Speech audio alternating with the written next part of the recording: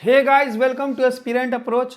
Guys, आज हम लोग डील करेंगे सुप्रीम कोर्ट को। सुप्रीम कोर्ट जो कि भारतीय संविधान के भाग 5 के अंतर्गत आता है।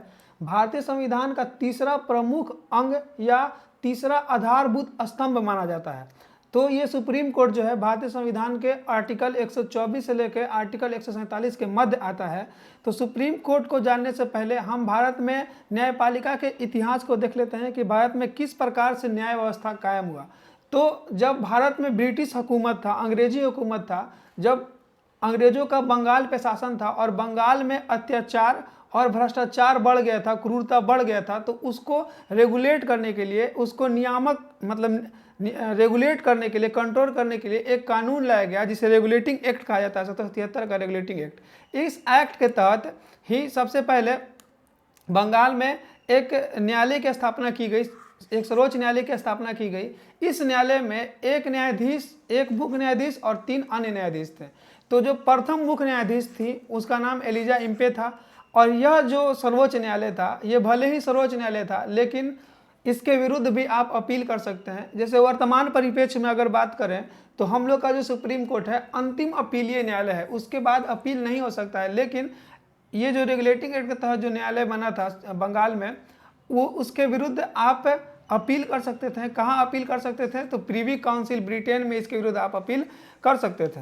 तो न्यायपालिका के विकास में प्रथम कदम को हम लोग देख लिए। अब दूसरा देखते हैं। ये जो भी कदम ये संविधान के लागू होने से पूर्व का है। तो दूसरा कदम 1935 में जब भारत शासन अधिनियम आया तो उसी के माध्यम से दिल्ली में एक संघीय न्यायालय की स्थापना हुई। संघीय न्यायालय, फेडरल कोर्ट। संघीय न्यायालय का अर्थ होता है कि संघ के लिए न्यायालय। अब संघ का अर्थ होता है कि जहाँ जो उस परिप्रेक्ष्य में बात करें, अंग्रेजों के बारे में, अंग्रेजों के मतलब शासनकाल में बात करें, तो जो प्रांत में और रियासतों में जो विभाजित था, उस संपूर्ण के लिए कानून निर्माण या फिर आप कह सकते हैं उनके न्याय के लिए एक न्यायालय का स्थापना किया गया, सर्वोच्च न्यायालय का स्थापना किया गया। इसमें एक मुख्य न्यायाधीश और 7 अन्य न्यायाधीश थे। इसका प्रथम मुख्य न्यायाधीश कौन था? तो मॉरिस ग्वायर था।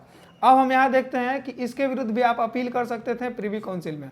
अब संविधान लागू होने के बाद, जब संविधान लागू हो गया तो भारतीय संविधान में आर्टिकल 124 जुड़ा। आर्टिकल 124 का एक कहता है कि भारत में एक सुप्रीम कोर्ट होगा जिसमें 1+7 न्यायाधीश होंगे। 1+1 मुख्य न्यायाधीश और 7 अन्य न्यायाधीश थे। तो जब यह आर्टिकल 124 में 1+7 का मतलब प्रावधान है, तो अभी 34 न्यायाधीश कैसे हैं? तो आप यहाँ पे देख लीजिए, उसी में लिखा हुआ है कि संसद जो है कानून बनाकर न्यायाधीशों की संख्या में वृद्धि कर सकती है। तो ये जो संविधान निर्माता थे वो जानते थे कि भारत मतलब जो पॉपुलेशन बढ़ेगा तो बहुत सारा केस आएगा, और बहुत सारा केस आएगा तो इनकी संख्या बढ़ाने की आवश्यकता पड़ेगी। इसलिए मतलब प्रावधान है कि कानून बनाकर आप इनकी संख्या में वृद्धि कर सकते हैं। वर्तमान में 1+34 है, ठीक है। थोड़ा ये 34 या 33 में डाउट है। इसको मतलब हम अभी करंट में मतलब निकालना भूल गए। जब हम नोट्स बनाए थे तो उस समय 33 था, ठीक है। अब यहाँ पे देखिए, सुप्रीम कोर्ट का उद्घाटन, जो अभी वर्तमान सुप्रीम कोर्ट है, इसका उद्घाटन हुआ था 28 जनवरी 1950 को। जो MG सीतलवाड़, जो भारत के प्रथम महान न्यायवादी कहा जाते हैं, उन्हीं के द्वारा वर्तमान जो सुप्रीम कोर्ट है उसका उद्घाटन किया गया था। कब किया गया था? तो 28 जनवरी 1950 ईस्वी को किया गया था। और कुछ फैक्ट के रूप में देख लेते हैं कि मुख्य न्यायाधीश के रूप में जो सबसे लंबा कार्यकाल था VY चंद्रचूड़ का था, और न्यूनतम कार्यकाल वाले मुख्य न्यायाधीश थे KN सिन्हा, जिनका 25 नवंबर 1991 से लेकर 12 दिसंबर 1991 तक कार्यकाल चला। और सुप्रीम कोर्ट में अभी तक जो है कोई भी महिला मुख्य न्यायाधीश नहीं बनी है, अन्य न्यायाधीश बनी है। अन्य न्यायाधीश के तौर पे अभी तक 11 अन्य न्यायाधीश बन चुकी हैं, जिसमें हम देखते हैं कि अभी जो 11 थे उसमें 3 का एक साथ हुआ था, 3 का एक साथ हुआ था। तो और 8वां मतलब 2000 ये अब 3 का एक साथ में हुआ था। और सुप्रीम कोर्ट की पहली महिला न्यायाधीश जो थी उनका नाम फातिमा बीबी है। सुप्रीम कोर्ट का जी पहली महिला न्यायाधीश थी, उनका नाम फातिमा बीबी है। वर्तमान तक अभी तक 11 महिला न्यायाधीश की नियुक्ति हो चुकी है। अब यहाँ पे उसके बाद देखिए कि सुप्रीम कोर्ट के अन्य न्यायाधीशों की योग्यताएं देख लेते हैं। तो सबसे पहले हम योग्यताएं इसलिए देख रहे हैं, आप पूछेगा कि आर्टिकल 124 के बाद आर्टिकल 124 का 1 के बाद आर्टिकल 124 2 क्यों नहीं है? तो सबसे पहले हम योग्यताएं जान लेते हैं, तभी ना उनके हम नियुक्ति की प्रक्रिया के बारे में जानेंगे। तो उनकी योग्यताओं के बारे में बात करें तो वो भारत का नागरिक होना चाहिए, फर्स्ट क्राइटेरिया, या फिर कम से कम 5 वर्ष तक भारत का नागरिक होना चाहिए, एक ये। दूसरा, कम से कम 5 वर्ष तक किसी भी हाई कोर्ट में न्यायाधीश के रूप में कार्य कर चुका व्यक्ति होना चाहिए, या कम से कम 10 वर्ष तक वकील होना चाहिए, या फिर राष्ट्रपति के नज़र में कानून का जानकार व्यक्ति जो होगा उसको ही राष्ट्रपति न्यायाधीश नियुक्त कर देगा। ठीक है, तो देखिए इस क्राइटेरिया के आधार पर एक भी बार अभी तक नियुक्ति नहीं हुई है। ठीक है, तो यह जो आर्टिकल 124 का 3 में है, अन्य न्यायाधीशों की नियुक्ति की प्रक्रिया का उल्लेख है। तो मुख्य न्यायाधीश की नियुक्ति की प्रक्रिया का क्या उल्लेख, मतलब क्या उसका क्राइटेरिया है? तो देखिए मुख्य न्यायाधीश की नियुक्ति के लिए योग्यता का संविधान में कोई भी प्रावधान नहीं है, कोई भी उल्लेख नहीं है। व्यवहार में जो अन्य न्यायाधीश है उसमें से जो वरिष्ठतम होता है उसको ही मुख्य न्यायाधीश नियुक्त कर लिया जाता है। ठीक है, अब यहाँ पे हम लोग देखते हैं कि सुप्रीम कोर्ट के न्यायाधीशों की नियुक्ति की प्रक्रिया। तो सुप्रीम कोर्ट के न्यायाधीशों की नियुक्ति की प्रक्रिया का उल्लेख आर्टिकल 124 के 2 के अंतर्गत आता है। तो यहाँ पे देखिए 1950 से जब संविधान लागू हुआ उस समय से लेकर 1995 तक न्यायाधीशों का जो नियुक्ति होता था वो मंत्रिपरिषद की सिफारिश पर राष्ट्रपति द्वारा किया जाता था। अब यहाँ पे देखिए समझने वाला बात है कि मंत्रिपरिषद की सिफारिश कौन करेगा? मंत्रिपरिषद की सिफारिश पर कौन नियुक्ति कर देगा? राष्ट्रपति। तो यहाँ पे देखिए मंत्रिपरिषद जिसको चाहेगा वही व्यक्ति सुप्रीम कोर्ट में जाएगा, यानी सरकार के आदमी ही सुप्रीम कोर्ट में जाएंगे, यानी जो कार्यपालिका है उसका न्यायपालिका में हस्तक्षेप होगा। कोई भी कानून सरकार बनाना चाहेगी जो असंवैधानिक भी हो या असंवैधानिक हो, उसको भी मतलब सरकार का मनमाना एक तरीका चलेगा, यानी कार्यपालिका का यहाँ पे हस्तक्षेप होगा। तो 1950 से 1995 तक जो नियुक्ति का प्रोसेस था वो क्या करता था कि मंत्रिपरिषद नियुक्त कर देता था, सिफारिश कर देता था, कुछ जिसको सिफारिश कर देता था वो राष्ट्रपति द्वारा नियुक्त हो जाते थे। लेकिन 1993 में एक केस आया कि supreme court advocate on record versus Bharat संघ मामला, यहाँ पे केस हुआ, और इसमें क्या हुआ कि न्यायाधीशों की नियुक्ति का जो प्रचलित व्यवस्था था उसको बंद कर दिया गया। अब यह व्यवस्था जब बंद हो गया तो अब कौन सा व्यवस्था है? तो आया एक समिति बना जो नियुक्त करता था, जो समिति बना जिसके माध्यम से न्यायाधीशों की नियुक्ति की जाती थी। तो इस समिति का नाम कॉलेजियम रखा गया। कॉलेजियम जो है, कॉलेजियम का संविधान में कोई उल्लेख नहीं है, यह भारतीय मीडिया द्वारा दिया गया एक शब्द है। कॉलेजियम का अर्थ होता है अधिशासन, मतलब जो भी इंपॉर्टेंट व्यक्ति होते हैं अधिशासन होता है कॉलेजियम का अर्थ। ठीक है, जो मीडिया द्वारा दिया गया एक शब्द है। इसमें क्या होता था, इस प्रक्रिया में कॉलेजियम में एक अध्यक्ष होते थे और 4 सदस्य होते थे। तो अध्यक्ष कौन होता था? सुप्रीम कोर्ट का मुख्य न्यायाधीश, और 4 अन्य सदस्य में कौन कौन होता था? सुप्रीम कोर्ट के वरिष्ठ न्यायाधीश होते थे। अब यहाँ पे देखिए यह कौन है? यहाँ पे सब न्यायपालिका का व्यक्ति है। तो अब यहाँ न्यायपालिका का हस्तक्षेप बढ़ जाएगा, न्यायपालिका का कार्यपालिका का हस्तक्षेप बढ़ जाएगा। संसद कोई भी कानून बना के पारित करेगी तो ये लोग उस पर ऑब्जेक्शन लगा देंगे, उसको पारित नहीं होने देंगे, क्योंकि यहाँ पे जो भी व्यक्ति जाएगा वो सारे न्यायपालिका का व्यक्ति ही जाएगा, मतलब जो ये चाहेंगे वही जाएगा। ठीक है, जिसकी सिफारिश ये करेंगे वही जाएगा। तो अभी तो क्या हुआ कि न्यायपालिका का कार्यपालिका पे हस्तक्षेप बढ़ने लगा।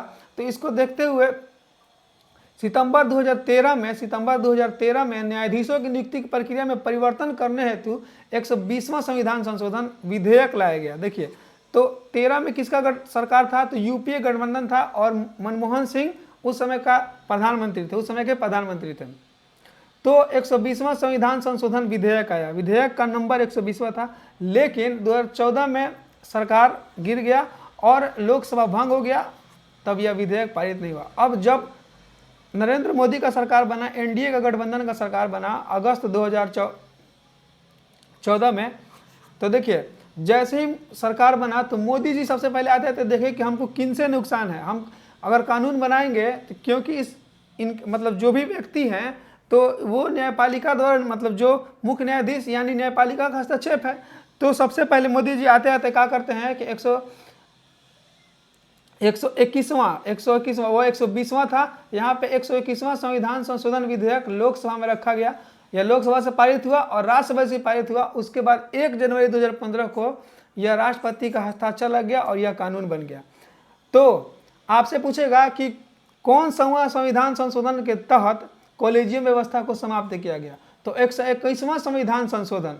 लेकिन आपसे पूछेगा कि ये तो नंबर हुआ 121वां संविधान का संशोधन जो बिल आया वो 121वां था, लेकिन संशोधन हो के क्यों नंबर था, तो 1 जनवरी 2015 को 99वां संविधान संशोधन हो गया। देखिए यहाँ एक टर्म समझिए, यहाँ पे लिखा हुआ है 121वां संविधान संशोधन विधेयक। यह विधेयक का नंबर है। जैसे 120वां जो था वो क्या हुआ था कि समाप्त हो गया था, लागू नहीं हो पाया था, तो उसके बाद 121वां आया। तो इसी प्रकार से बहुत सारे विधेयक तो आए लेकिन वो लागू नहीं हो पाए। अब जब लागू हो गए तो जो लागू हो गया उसी को संविधान संशोधन मानेंगे। तो जो 99वां नंबर का जो था संविधान संशोधन था ये। अब क्या हुआ कि कॉलेजियम व्यवस्था समाप्त हो गया। अब जब कॉलेजियम व्यवस्था यहाँ पे समाप्त हो गया तो कुछ नया व्यवस्था आया। तो एक नया व्यवस्था आया, उस नया व्यवस्था का नाम राष्ट्रीय न्यायिक नियुक्ति आयोग का गठन किया गया। राष्ट्रीय न्यायिक नियुक्ति आयोग का गठन किया गया। अब यही आयोग सिफारिश करेगा, उसी सिफारिश को राष्ट्रपति नियुक्त कर देगा। जो सिफारिश का आदमी का नाम देगा, ये जो आयोग है जिन व्यक्तियों का नाम देगा उसी को मतलब राष्ट्रपति नियुक्त कर देगा। तो इस आयोग में एक अध्यक्ष होते थे और 5 सदस्य होते थे। अध्यक्ष कौन होता था? सुप्रीम कोर्ट का मुख्य न्यायाधीश। 2 में सुप्रीम कोर्ट का वरिष्ठ न्यायाधीश, यानी मुख्य न्यायाधीश के बाद जो वरिष्ठता में आते हैं वो होते थे। 1 होता था कानून मंत्री, कानून मंत्री यानी सरकार का आदमी, और 2 होते थे विधि विशेषज्ञ। इन विधि विशेषज्ञों की नियुक्ति प्रधानमंत्री के द्वारा एक कमेटी बना के किया जाता था। ठीक है, प्रधानमंत्री द्वारा नियुक्त कमेटी, मतलब कमेटी के आधार पर ये 2 विधि विशेषज्ञ जाते थे। ये भी सरकार के ही आदमी होते थे, लेकिन इसमें से एक जो होता था, इसमें से एक होता था विपक्ष का नेता। अब यहाँ पे देखिए, यहाँ पे आप देखिए, यहाँ देखिए, ये तो न्यायपालिका का आदमी है, ये भी न्यायपालिका का आदमी है, ये सरकार का आदमी है, ये सरकार, इसमें से एक सरकार का आदमी है। तो यहाँ पे देखिए कोई भी चीज़ बहुमत के आधार पे यहाँ बहुमत के आधार पे दिया जाता था। तो मान लीजिए ये जो विपक्ष का नेता है, जैसे मान लीजिए 2 व्यक्ति का नाम चुना का है, 2 सीट है, 2 सीट को भरना है, और यहाँ पे 2 व्यक्ति को सीट को भरना है। तो ये लोग जो विपक्ष का नेता है ये तो तीनों के साथ मिल जाएगा, तीनों के साथ मिल जाएगा। तो ये जिनको चाहेगा वही ना नियुक्त होगा, वही नियुक्त होगा। तो जो चाहेगा उन्हीं को नियुक्त होगा। तो अब यहाँ पे देखिए, लेकिन यहाँ पे क्या हुआ कि मतलब एक तरीका से यहाँ पे देखा जाए तो यहाँ पे किसका नियंत्रण अभी तक देखने को मिल रहा है आपको। तो यहाँ फिर से आपको न्यायपालिका का मतलब हस्तक्षेप ज़्यादा देखने को मिल रहा है। लेकिन अभी रुकिए, यहाँ पे देखिए, यहाँ से 2 व्यक्ति का नाम सुझा के भेज दिया गया। तो यह व्यक्ति सीधे जो है राष्ट्रपति के पास नहीं जाएगा स्वीकृति के लिए, पहले आएगा कहाँ? गृह मंत्रालय। अब गृह मंत्रालय के पास आएगा तो गृह मंत्रालय जो है इन लोग का दोनों का कुंडली खंगालेगा कि ये लोग कैसा आदमी है। ठीक है, ये हमको हानि दे सकता है कि नहीं दे सकता है। ठीक है, अब इनसे मतलब पूछेगा कि मतलब आप मेरे विरुद्ध मतलब काम कीजिएगा कि नहीं कीजिएगा, मतलब मेरे विरुद्ध मतलब कुंडली खंगालेगा। अब कुंडली खंगालने के बाद इनमें से जो व्यक्ति इनके अनुरूप होगा उसे ही राष्ट्रपति को आगे के लिए भेज देगा, और जो व्यक्ति इनके विरुद्ध जाएगा उनको फिर से भेज देगा इसी आयोग के पास। अब इसी आयोग के पास भेज दिया।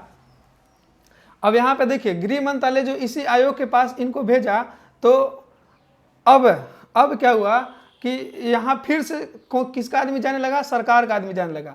तो यहाँ पे फिर देखिए कि यहाँ जो आप स्वतंत्र न्यायपालिका टर्म है, तो यहाँ भी स्वतंत्र न्यायपालिका का टर्म का उल्लंघन हुआ कि फिर से ये आयोग को भेज दिया।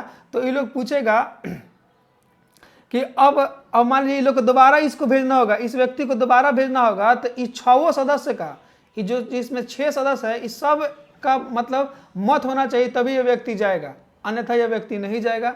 ठीक है, तो ऐसे व्यवस्था में क्या हो रहा था कि इसमें भी फिर सरकार का ही आदमी चाह रहा था। भले ही 4 विपक्ष का नेता इसके साथ मिल गया, लेकिन जो 2 व्यक्ति को भेजा, इसको गृह मंत्रालय इसका कुंडली खंगाला, कुंडली खंगालने के बाद जो इसके अनुरूप व्यक्ति हो उसको लिया, और जिसका अनुरूप नहीं हुआ उसको भेज दिया। अब यहाँ पे जिसको भेज रहा था बिना कारण के, इसका संविधान में कोई उल्लेख नहीं है बिना कारण के, तो ऐसी व्यवस्था में ये मतलब पूछते थे कि आप क्यों भेजे हैं। ठीक है, तो बस यह नियम है, इस प्रकार से प्रक्रिया बनाया गया था। कि इनको वापस कर दिया जाता था तो ये वापस कर दिया जाता था। तो फिर क्या हो रहा था कि फिर यहाँ पे उल्लंघन हो रहा था, फिर मतलब सरकार का हस्तक्षेप बढ़ रहा था। ठीक है, एक बार फिर से समझ लीजिए, थोड़ा सा यह टिपिकल है। राष्ट्रीय न्यायिक नियुक्ति आयोग में 6 सदस्य होते थे, एक अध्यक्ष और 5 सदस्य होते थे। अध्यक्ष कौन होता था? मुख्य न्यायाधीश। 2 वरिष्ठ न्यायाधीश होते थे, एक कानून मंत्री और 2 विधि विशेषज्ञ। इन 2 विधि विशेषज्ञों की नियुक्ति कौन करता था? तो प्रधानमंत्री एक कमेटी बनाता था, उसके द्वारा ही इन 2 विधि विशेषज्ञों की नियुक्ति होती थी। इनमें से एक कौन होता था? तो विपक्ष का नेता होता था। अब यहाँ पे क्या होता था कि मान लीजिए जैसे 2 सीट है, तो 2 सीट है तो एक सीट, अब 2 सीट है तो यहाँ पे विपक्ष का नेता अगर जाके मिल जाता है उन लोग के साथ तो वो लोग 4 हो जाएगा बहुमत के आधार पे। तो ये लोग 2 बहुमत के आधार पे मतलब ये भेज सकता है, भेज दिया। लेकिन भेज तो दिया, लेकिन ये जो दोनों व्यक्ति हो डायरेक्ट राष्ट्रपति के पास हस्ताक्षर के लिए नहीं जाएगा, पहले गृह मंत्रालय उसको वेरीफाई करेगा। अब गृह मंत्रालय क्या करता था कि दोनों का कुंडली खंगालता था। कुंडली खंगालने के बाद जो इसका अनुरूप व्यक्ति होता था उसको राष्ट्रपति के पास भेजता था, और जो इसका अनुरूप व्यक्ति नहीं होता था उसको फिर से आयोग के पास भेज देता था। अब आयोग को अगर दोबारा इसी व्यक्ति को भेजना होगा तो इस पे 6 व्यक्ति का मत होना चाहिए, तभी आ जाएगा। तो इस ऐसी स्थिति में फिर से सरकार का नियंत्रण, मतलब सरकार का नियंत्रण हस्तक्षेप बढ़ गया, न्यायपालिका पे बढ़ गया ना। क्योंकि देखिए सरकार का आदमी जाएगा, इसको अब 6 तो मत देगा नहीं। ठीक है, तो यह बात था।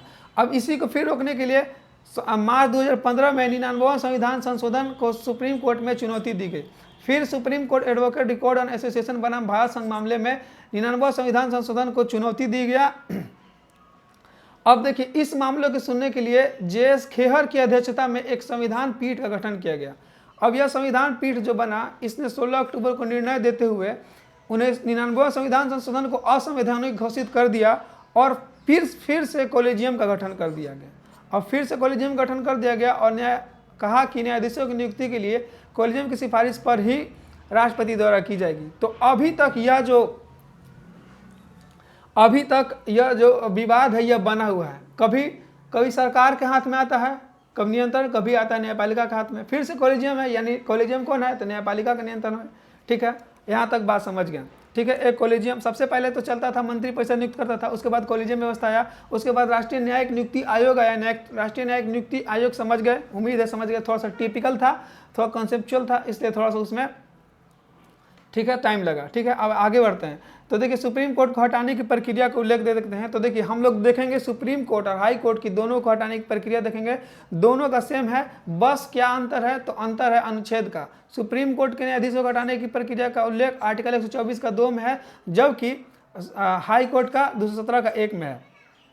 अब देखिए अगर किसी व्यक्ति को आपको हटाना है तो हटाने के लिए आपको सबसे पहले लोकसभा में 50 और लोकसभा में 100 और राज्यसभा में 50 सदस्यों का समर्थन चाहिए। और समर्थन मिल गया, अगर समर्थन मिल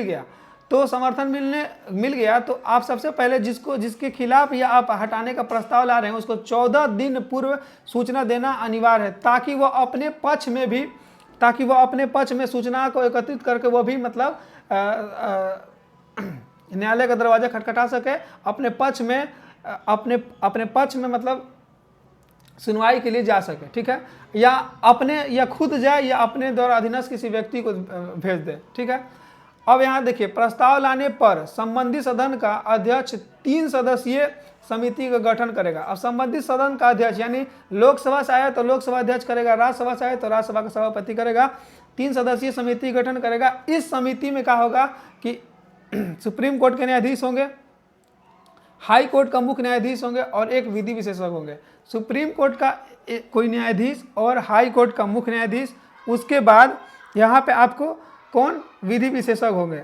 अब यहाँ पे देखिए इसके आगे देख लीजिए कि न्यायाधीशों के खिलाफ हटाने का प्रस्ताव कदाचार व अक्षमता के आरोप में लाया जा सकता है। देखिए कदाचार का अर्थ होता है कि आप कोई न्यायिक अवमानना कर देते हैं या फिर आप संविधान के विरुद्ध कार्य कर देते हैं तो उसको कदाचार कहा जाता है। तो कदाचार के विरुद्ध या फिर आप अक्षमता यानी मान लीजिए लकवा मार दिया, पगला गए या कुछ हो गया आपको जिससे आपका मानसिक संतुलन बिगड़ गया, तो वैसी स्थिति में आपके खिलाफ प्रस्ताव आएगा। ठीक है, प्रस्ताव आएगा, लाया जा सकता है। अब यहाँ पे देखिए तो यहाँ पे क्या हुआ, अब आपके खिलाफ प्रस्ताव आ गया, अक्षमता वाला आ गया। अब यहाँ पे देखिए जो कदाचार है इसके लिए आरोपों का जांच होगा, लेकिन इसके जांच के लिए आपको कोई समिति का आवश्यकता नहीं पड़ेगा। आप सीधे मतलब ये जो तीनों समिति बना है या बस कदाचार के लिए बनेगा। अक्षमता हमारे ये डॉक्टर कह ही दिया कि पागल हो गया है, तब इसमें आप क्या कर सकते हैं, सीधे आप उसको आप हटा दीजिएगा। इसके लिए कोई भी आपको समिति बनाने की आवश्यकता नहीं है। अगर कदाचार पाया जाता है तो क्या होता है कि दोनों सदन में से, मान लीजिए लोकसभा शुरू हुआ तो लोकसभा में जो भी सदन उपस्थित हैं या फिर जो मत देने वाले हैं, यानी कोई उपस्थित होकर भी मत नहीं देता है, उपस्थित हो या फिर मतदान करने वाले सदस्यों की संख्या का 2/3 अगर वोट दे और प्रस्ताव पारित कर दे तो राष्ट्रपति जो है उस पर हस्ताक्षर करके न्यायाधीश को दे देगा, मतलब उसको पद से हटा देगा। ठीक है। अब यहाँ पे देखिए न्यायाधीश जो है कभी भी सस्पेंड नहीं होते हैं, ये नोट याद रखिएगा, न्यायाधीश कभी भी सस्पेंड नहीं होते। जैसे मान लीजिए कदाचार का आरोप लगाती है, कभी सस्पेंड नहीं होंगे, जब होंगे अपने पद से हटेंगे। तो आप यहाँ पे इनके हटाने की प्रक्रिया समझ गए। हटाने की प्रक्रिया में क्या था कि अगर इनके विरुद्ध कदाचार या अक्षमता पाया जाता है तो इनको 14 दिन पूर्व सबसे पहले आप इनको नोटिस दीजिएगा, और लोकसभा में कम से कम 100 और राज्यसभा में 50 सदस्यों का समर्थन प्राप्त होगा तो इनके विरुद्ध आप प्रस्ताव ला सकते हैं। और प्रस्ताव लाने के बाद अब मतदान होगा तो जो भी मतदान देने वाले जो भी सदस्य हैं, वो जो भी सदस्य हैं उनका 2/3 अगर दोनों से पारित हो जाता है तो राष्ट्रपति हस्ताक्षर कर देगा और वो हटा दिए जाएंगे। अब यहाँ देखिए सुप्रीम कोर्ट का एकमात्र न्यायाधीश जो है वी रामास्वामी, जिनके खिलाफ 1993 में हटाने का प्रस्ताव लोकसभा में लाया गया, लेकिन लोकसभा के सदस्यों का बहिष्कार। देखिए वी रामास्वामी जो थे साउथ से थे, तो साउथ के जितना भी कांग्रेसी सांसद था वो इनके खिलाफ इनके समर्थन में आ गया, और जो समर्थन में आ गया तो 2/3 नहीं हुआ, अब यहाँ प्रस्ताव असफल हो गया। तो प्रथम किसके वी रामास्वामी के खिलाफ आया था, कब आया था, 1993 में आया था। उसके बाद देखिए एक बार मुख्य न्यायाधीश के खिलाफ भी हटाने का प्रस्ताव आया था, तो मुख्य न्यायाधीश के खिलाफ हटाने का जो प्रस्ताव आया था वो दीपक मिश्रा के खिलाफ आया था। अब दीपक मिश्रा के खिलाफ का केस था, थोड़ा एक बार समझ लीजिए इसको। देखिए जो कॉलेजियम बना था, तो कॉलेजियम में जो एक तो मुख्य न्यायाधीश होता है और 4 जो अन्य होता है, तो ये 4 अन्य जो है रोड पे आ गए और रोड पे आके कहा कि ये जो दीपक मिश्रा है ये सरकार का आदमी है, सरकार के लिए काम करता है, सरकार के अनुरूप काम कर रहे हैं, इसी के लिए इनको हटाने के लिए एक प्रस्ताव लाया जाए। अब जब प्रस्ताव लाया गया, लेकिन राज्यसभा के सभापति ने इस प्रस्ताव को खारिज कर दिया। देखिए समिति का गठन इसके लिए नहीं हुआ, तो इसके लिए क्यों समिति का गठन नहीं हुआ, तो देखिए एक अगर कोई भी प्रस्ताव आता है तो उसके जांच के लिए एक प्रवर समिति होता है। लोग राज्यसभा में एक प्रवर समिति होता है। इस समिति का कार्य है कि यह देखना है कि यह जो प्रस्ताव लाया गया है यह टाइम पास करने वाला नहीं है, इसका कोई ठोस आधार है कि नहीं। तो दीपक मिश्रा वाले केस में कोई ठोस आधार नहीं पाया गया। इस प्रकार से प्रवर समिति द्वारा सभापति को बताया गया कि यह जो केस है निराधार है, यह प्रस्ताव निराधार है और यह निराधार है, इसलिए राज्यसभा के सभापति ने इस प्रस्ताव को खारिज कर दिया। अब आगे देख लेते हैं। अब ये तो हो गए सुप्रीम कोर्ट के, एक वी रामास्वामी थे और दूसरा कौन था, दीपक मिश्रा। उसके बाद हम देख लेते हैं कि हाई कोर्ट के। तो हाई कोर्ट में देखिए पी दिनाकरन हैं, एक कर्नाटक से बिलोंग करते हैं, जो 2009 में राज्यसभा से हटाने का प्रस्ताव लाया गया और इन्होंने पद से इस्तीफा दे दिया। उसके बाद देखिए सौमित्र सेन के बारे में थोड़ा सा जानिए। देखिए कि हमेशा क्या देखा गया है कि न्यायपालिका कटघरे में खड़ा कर देती है, किसको, न्यायपालिका कटघरे में संसद को या फिर कह लीजिए कार्यपालिका को कटघरे में खड़े कर सकती है। इंदिरा गांधी के केस में भी आप देख सकते हैं कि इंदिरा गांधी भी कटघरे में आई थी, लेकिन प्रधानमंत्री का पद धारण करने के चलते जो न्यायाधीश था वो मतलब कटघरे में तो नहीं खड़ा किया था, लेकिन अपने से नीचे सीट पे खड़ा किया था। लेकिन जो सौमित्र सेन थे ये क्या करते हैं कि देखिए इनके विरुद्ध आया हटाने का प्रस्ताव, तो ये हटाने का प्रस्ताव आया तो 14 दिन पूर्व सूचना मिला। अब ये अपने विरुद्ध मतलब अपने लिए गए कहाँ, संसद गए, संसद के कटघरे में खड़े हुए, जो अपने पक्ष में पक्ष देने के लिए यहाँ पे गए। तो यहाँ पे देखिए क्या किए कि ये प्रथम बार ऐसा हुआ कि न्यायपालिका गई कहाँ, कार्यपालिका के पास, वहाँ पक्ष देने गई, लेकिन संसद के सदन में उपस्थित हुए, लेकिन प्रस्ताव राज्यसभा से फिर भी पारित हो गया। अब जब पारित हो गया तो सीधे पहुँचते हैं राष्ट्रपति पास और जाकर अपना त्याग पत्र दे देते हैं। उसके बाद यहाँ पे एक और व्यक्ति का नाम आप देख सकते हैं, जेबी पादरीवाला। आप सौमित्र सेन को मुख्य रूप से यहाँ याद रखिएगा। उसके बाद जेबी पादरीवाला का क्या बात है कि जब देखिए यहाँ पे एक पटेल, गुजरात में पटेल जाति के लिए आरक्षण का एक बात आया था, तो इन्होंने अपना एक बयान दिया था कि जाति जो नीच जाति को ही सिर्फ आरक्षण का मतलब नीच जाति को ही सिर्फ आरक्षण का ये आप कह सकते हैं ज़रूरत है, इन्होंने कहा था। तो यानी इन्होंने नीच जातियों का अपमान किया था एक तरीका से, यानी कहने का मतलब आरक्षण का जो सिर्फ उन्हीं को लेना, तो तुम लोग काहे के लाए हो, एक प्रकार से टोन कहा था, इसलिए इनके विरुद्ध हटाने का प्रस्ताव लाया गया था, पटेल जाति। ठीक है, उसके बाद आगे बढ़ते हैं केनन। देखिए केनन कोलकाता हाई कोर्ट में थे। ठीक है, तो इन्होंने क्या किया कि सीधे लिख दिए कि पत्र किसको, राष्ट्रपति और प्रधानमंत्री को, राष्ट्रपति प्रधानमंत्री को दे दिए कि देखिए ना सर, आपकी जो कॉलेजियम व्यवस्था है बहुत खराब व्यवस्था है, भाई भतीजावाद को बढ़ावा दे रहा है। ठीक है, तो ये अब किसको कह दिए, प्रधानमंत्री को, मोदी जी को और राष्ट्रपति को। तो अब प्रधानमंत्री किए दीपक मिश्रा के पास फ़ोन कि देखो तो वो केनन नाम का मुख्य न्यायाधीश है, वो आया, हम की कॉलेजियम व्यवस्था खराब है, तुम काची कर रहे हो।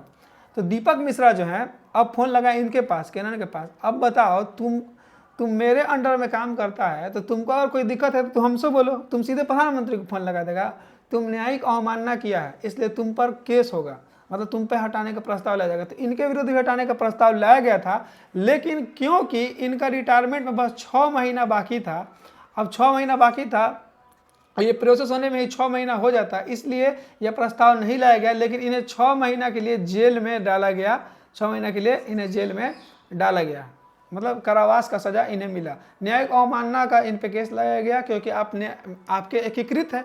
एकीकृत कहने का अर्थ होता है, देखिए भारतीय जो न्याय व्यवस्था है एकीकृत है, इंटीग्रेशन पढ़े होंगे, यानी छोटा छोटा चीज़ को जोड़ के, यानी जोड़ने का मतलब सबसे निचला स्तर पर कोई चीज़ है उसके ऊपर एक चीज़ है, उसके ऊपर मतलब इंटीग्रेटेड वे में है, एक के ऊपर एक है, इसी को एकीकृत व्यवस्था कहा जाता है। तो क्योंकि इन्होंने डायरेक्ट मतलब न्यायिक अवमानना का केस लगा इन पे, और इनका हटे तो नहीं लेकिन इनका जेल हो गया। ठीक है, केनन जी को। अब यहाँ पे आप देख लेते हैं अनुच्छेद 125। अनुच्छेद 125 में आप देख लीजिए कि सुप्रीम कोर्ट के न्यायाधीशों के वेतन और भत्ते पेंशन का उल्लेख है। देखिए आप करेंट में जाके सर्च मार के लिख लीजिए मुख्य न्यायाधीश का कितना है और अन्य न्यायाधीश का कितना है। ठीक है, अब यहाँ पे देखिए आर्टिकल 126, देखिए आर्टिकल 126। अब यहाँ पे देखिए अगर मान लीजिए कि मुख्य न्यायाधीश का पद रिक्त हो जाता है तो कार्यवाहक न्यायाधीश की नियुक्ति कौन करेगा, तो कार्यवाहक न्यायाधीश की नियुक्ति कौन करेगा, राष्ट्रपति करेगा। किस आर्टिकल के तहत करेगा, तो आर्टिकल 126 के तहत यहाँ पे आप करेगा। ठीक है, उसके बाद आर्टिकल 127 का चीज़ है कि देखिए गणपूर्ति के लिए सुप्रीम कोर्ट के मतलब पीठ को चलने के लिए, गणपूर्ति करने के लिए एक न्यूनतम संख्या होता है, अगर वह पूर्ण ना हो तो सुप्रीम कोर्ट का मुख्य न्यायाधीश से अनुमति लेकर, सुप्रीम कोर्ट का मुख्य न्यायाधीश से अनुमति लेकर भारत के किसी हाई कोर्ट के न्यायाधीश को सुप्रीम कोर्ट में न्यायाधीश नियुक्त करेगा। देखिए यहाँ पे देखिए अगर सुप्रीम कोर्ट का गणपूर्ति पूरा ना हो या कोरम पूरा ना हो तो सुप्रीम कोर्ट का मुख्य जो न्यायाधीश है वह राष्ट्रपति से अनुमति लेकर भारत के किसी भी हाई कोर्ट के न्यायाधीशों को सुप्रीम कोर्ट मतलब जब तक पूर्ति करने के लिए न्यायाधीश को नियुक्त करेगा। अब जो ऐसे न्यायाधीश आएंगे इन्हीं को कहा जाता है तदर्थ या एडहॉक न्यायाधीश इन्हें कहा जाता है। ठीक है, अब उसके बाद समझ गए, जब गणपूर्ति पूर्ण ना हो तो वैसी स्थिति में जो मुख्य न्यायाधीश है वो राष्ट्रपति से अनुमति लेके हाई कोर्ट के किसी न्यायाधीश को लाके यहाँ पे नियुक्त कर देगा अन्य न्यायाधीश, इसे ही हम तदर्थ न्यायाधीश या फिर एडहॉक न्यायाधीश कहा जाता है। ठीक है, अब यहाँ पे देखिए अब यहाँ पे आर्टिकल 128 देखिए कि जब सुप्रीम कोर्ट की गणपूर्ति पूरी ना हो तब जो मुख्य न्यायाधीश है चीफ जस्टिस ऑफ इंडिया से अनुमति लेकर सुप्रीम कोर्ट के सेवानिवृत्त न्यायाधीशों को दोबारा सुप्रीम कोर्ट में न्यायाधीश नियुक्त करेगा। अगर मान लीजिए कि किधर गया अन्य न्यायाधीश के पास गया, तो भारत में वैसे ही उच्च न्यायालय में न्यायाधीश कम है हाई कोर्ट में, तो अब वहाँ से उसको मान लीजिए अगर न्यायाधीश ना मिला तो वैसी स्थिति में आर्टिकल 128 के तहत क्या करेगा कि जो सुप्रीम कोर्ट के जो सेवानिवृत्त जो न्यायाधीश हैं, सेवानिवृत्त न्यायाधीश को वो फिर से यहाँ पे नियुक्त करेगा। ठीक है, अब यहाँ पे समझ गए। अब यहाँ पे नोट देखिए, कोरम या गणपूर्ति के अभाव में न्यायाधीशों की नियुक्ति मुख्य न्यायाधीश के द्वारा राष्ट्रपति की अनुमति से करेगा। देखिए अनुमति किसका लेगा? राष्ट्रपति का लेगा, दोनों ही केस में। आर्टिकल 127 या आर्टिकल 128, अगर गणपूर्ति पूरा नहीं होता है तो सबसे पहले जाएगा कहाँ पे? हाई कोर्ट से न्यायाधीश को पकड़ कर आएगा, वो कहेगा कि नहीं सर अपने मेरा कम है, काम इतना है, फंसा हुआ है, हम नहीं दे सकते हैं, ठीक है, तो अब चला गया। अब वो कहाँ जाएगा? तो जाएगा जो सुप्रीम कोर्ट का रिटायर्ड है उसके पास जाएगा, और किससे अनुमति लेगा? CGI जो है राष्ट्रपति से अनुमति लेगा। यहाँ देखिए राष्ट्रपति छूट गया है, राष्ट्रपति से अनुमति लेगा, अनुमति लेने के बाद उसको न्यायाधीश नियुक्त कर देगा, ठीक है, समझ गया? अब आगे बढ़ते हैं। अब देखिए सर्वोच्च न्यायालय की शक्ति देख लेते हैं। तो सर्वोच्च न्यायालय की शक्ति में हम सबसे पहले देखते हैं कि सर्वोच्च न्यायालय सुप्रीम कोर्ट है, एक अभिलेखीय न्यायालय है। अभिलेख का अर्थ होता है कठोर सतह पर उत्कीर्ण कोई चीज होता है, उत्कीर्ण कोई चीज जिसे मिटाया नहीं जा सकता है, ठीक है, उसे ही अभिलेख कहा जाता है। तो अभिलेख न्यायालय है, सुप्रीम कोर्ट एक अभिलेख न्यायालय है। अभिलेख न्यायालय कहने का अर्थ है कि सुप्रीम कोर्ट द्वारा दिए गए निर्णय का रिकॉर्ड रखा जाता है और सभी अधीनस्थ न्यायालय इसका पालना करेंगे। यानी सुप्रीम कोर्ट अगर किसी केस पे निर्णय दे दिया तो वो एक प्रकार से कानून बन गया।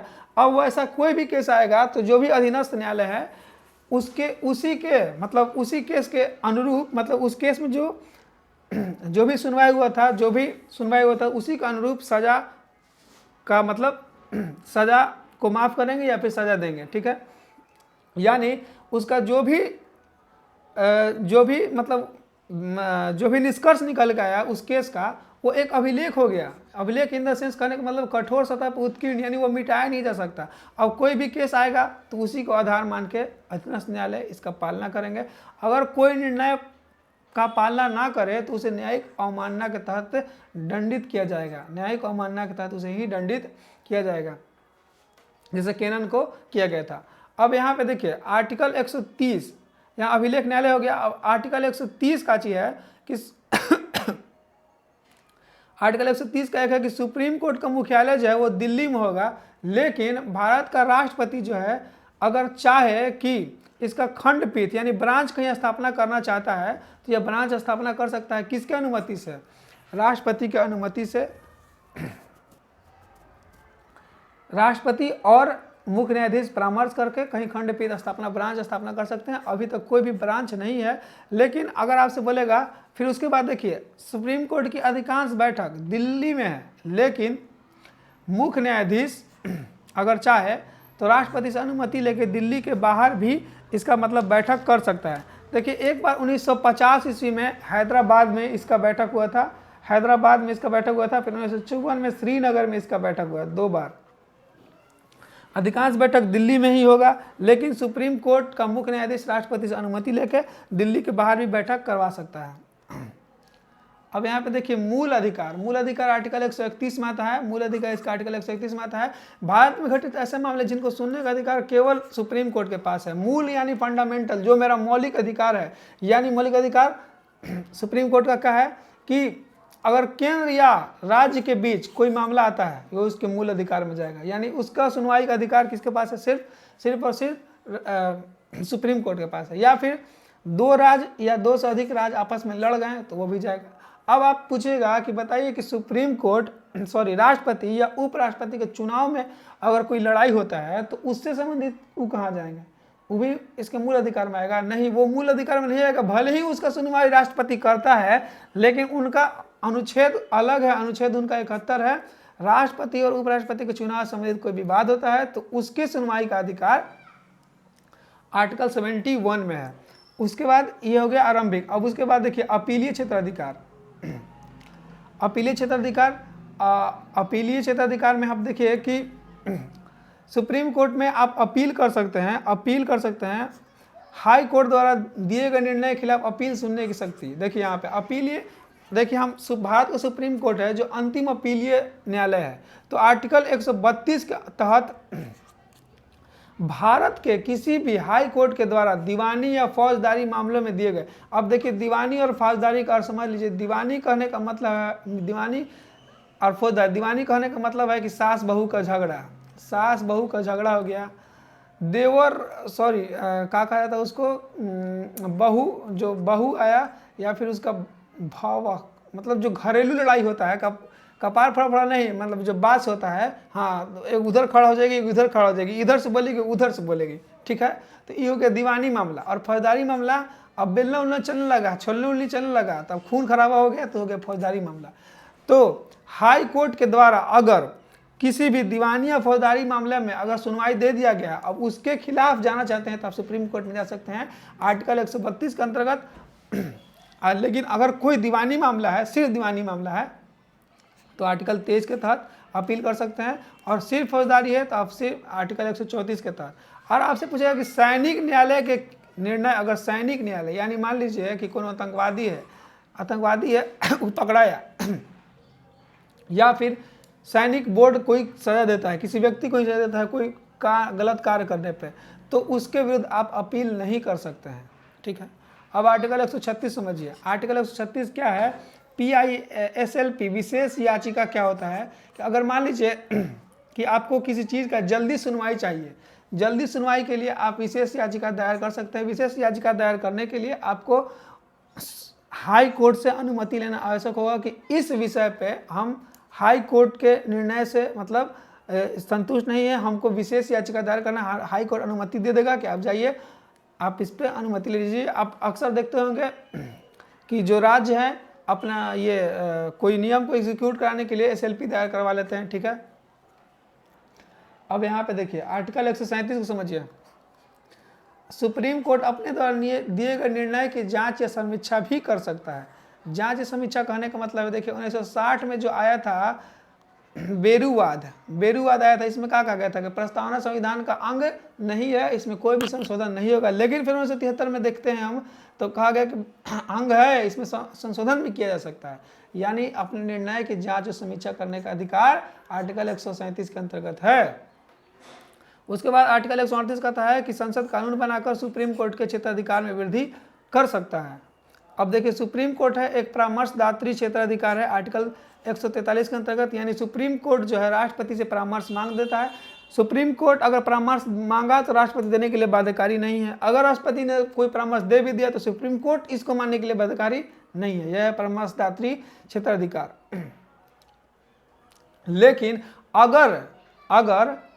अगर 26 जनवरी 1950 से पहले के व्यक्ति के किसी मामले पर परामर्श मांगा गया है तो सुप्रीम कोर्ट परामर्श देने हेतु बाध्य है। अगर राष्ट्रपति ने मांगा कि अब ये 26 जनवरी 1950 से पहले का केस है, इस पे आप हमको परामर्श राय दीजिए, तो वह राय देगा, ठीक है। अब सुप्रीम कोर्ट जो है मौलिक अधिकारों का रक्षक है, आर्टिकल 32 है, जो रीट आप पढ़ेंगे मौलिक अधिकार में। उसके बाद देखिए सुप्रीम कोर्ट के न्यायाधीश जो है सेवानिवृत्त होने के बाद सुप्रीम कोर्ट और हाई कोर्ट में अधिवक्ता के रूप में कार्य नहीं कर सकते हैं, कोई भी लाभ का पद नहीं कर सकते हैं। उम्मीद करते हैं यहाँ तक आप सारी चीज़ें समझ गए होंगे। एक व्यवस्थित तरीके बहुत डीप, जहाँ से आपका BPSC का प्री का क्वेश्चन छूटने का कोई संभावना नहीं है, वहाँ तक हम गए और आपको बताने का प्रयास, छोटा सा प्रयास किया है। अगर आपको अच्छा लगता हो, देखिए न्यायिक नियुक्ति आयोग वाला जो था वो थोड़ा कॉन्सेप्चुअल था, उसको एक बार और देख लीजिएगा, ठीक है, समझ जाइएगा। थोड़ा फंस रहे थे क्योंकि थोड़ा कब से मतलब बुकों को देख रहे थे, इसलिए न्यायिक नियुक्ति आयोग वाला थोड़ा सा फंसे हैं। आप क्लियर कर लीजिएगा, उसको दोबारा देखिएगा तो क्लियर हो जाएगा, ठीक है।